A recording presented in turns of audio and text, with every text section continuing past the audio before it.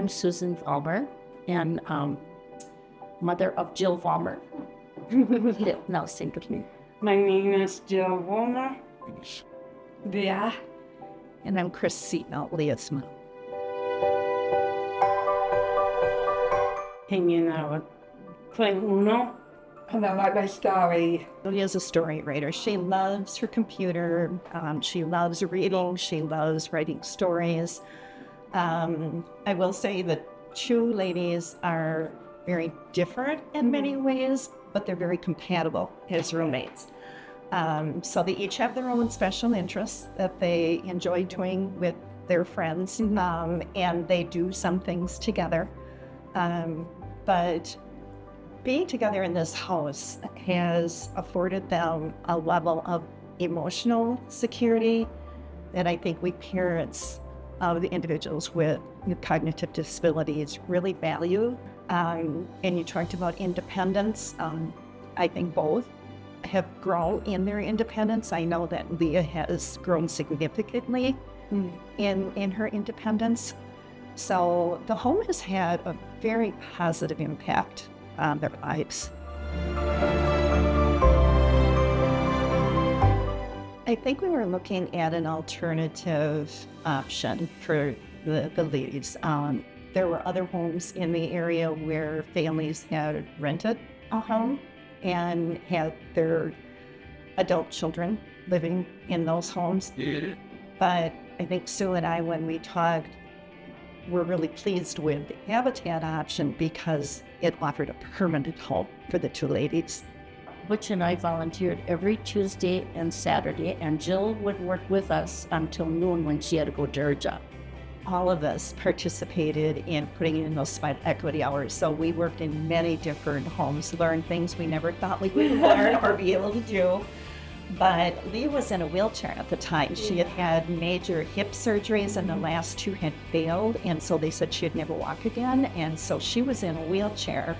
So she went right along and did as much as she could in getting in the sweat equity hours. And then when we started to build this house, they were here every day that they were supposed to be here. And we parents were too. And I think that helped the ladies make it feel more theirs, to see it come from the ground up when you get the foundation in and the structure of the walls, and to be able to walk in at the end of the shift and say, Leah, this is going to be your bedroom now, and this is going to be your bathroom, trying to get them to kind of envision what it might be, but then to see it come to fruition it was very extremely rewarding.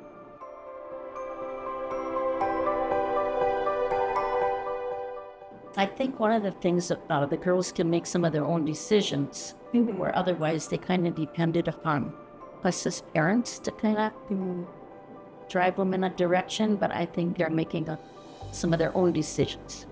We have an agency, Independent Journeys, who actually is a company that the staff is under, employed by Independent Journeys.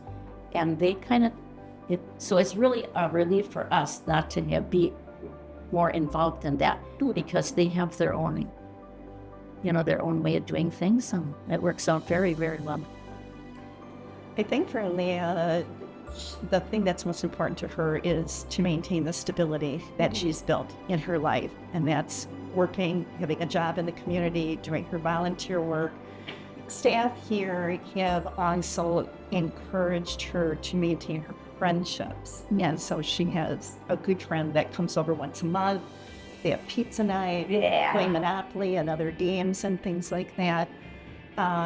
Looking really long term, we know that the Habitat mortgage is going to be paid off in the next, 4.5 years. So financially, this has been a blessing for the two girls, because it has worked out for them to be able to afford the mortgage and also be able to maintain the house. I mean, there's a lot of things being here 20 years. They had appliances that had to be replaced and other mechanical things that needed to be repaired, things like this. And they've been able to actually stay within their state budgets and be able to afford to do those things. Well, another thing for me is, because I'm getting older, Just knowing that Jill she's set in her future here, that I don't have to worry about what's going to happen to her, and her two brothers and sister will take over her guardianship then. Nice, so everything's in place, which is a good feeling. I think the dedication for Sue and I meant so much because this was really the first house that was being built by the individuals and families for individuals with more pronounced cognitive disabilities, knowing that they would have to have staff supporting them at different times during the day and things.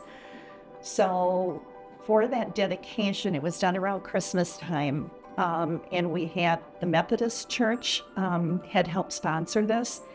And they provided a Christmas tree completely decorated and lit for the girls. So we had that for the dedication. And the house was literally filled. We had people who were waiting outside to come in because they needed a few people to leave so that there was a room enough. And having the Habitat board make their presence known and to let us parents know that this was the right thing for them to do, and it was the right thing for the two ladies to have done with or for them. So that dedication stands out in my mind. On the senior crew that we got to work with, both at other homes, putting in the Swanakootie and then working here to develop their own level of friendship with the two ladies. So there was a lot of camaraderie, a lot of teasing, good-natured joking back and forth and things. And like Sue said, we run into those individuals. A lot of them are gone now, but over the years, we've run into a number of them. Remember, the girls immediately started the joking and everything else, and there was just that level of friendship that was there. And the other thing that I would comment on is my gratitude to John for having our back through this process, because this was a first for Habitat to have this type of home built for these individuals.